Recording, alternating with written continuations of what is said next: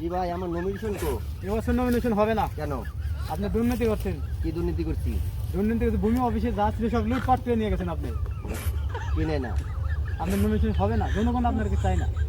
ও করছো তো চার দোকানদারি, এখন কাই আইনে নেতা হইছো। কথা কথা সাবধানে বলবেন আপনি, কথা সাবধানে করব। ল্যাঙ্গুয়েজ ঠিক করেন। আপনি আবার উস্তাদ এদিকে আসেন।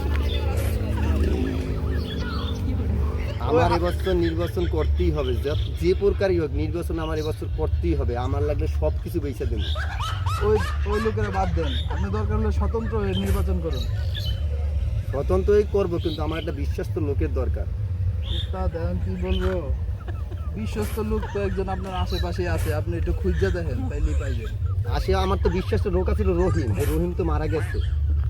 এখন আমি বিশ্বাস্ত লোক কই পাই? আপনার আশেপাশে বিশ্বস্ত লোক আছে, আপনি দেখেন খুঁজে। আশেপাশে তো কেউই দেখতেছি না, আরে পামো আমি আমার দেখেন আপনার চোখের সামনেই আছে। তুই নির্বাচন করবি? উস্তাদ আমি হ্যাঁ, আমি নির্বাচন করবো, পাস করতে পারবো। তুই পাস করবি, সব টাকা আমার। পাস করস ফেল করস, টাকা তো যাইবা আমার, তুই খালি দাঁড়াবি। পাস করলে তো আপনার পাস, আর ফেল করলে মনে করেন আমি ফেল করলাম।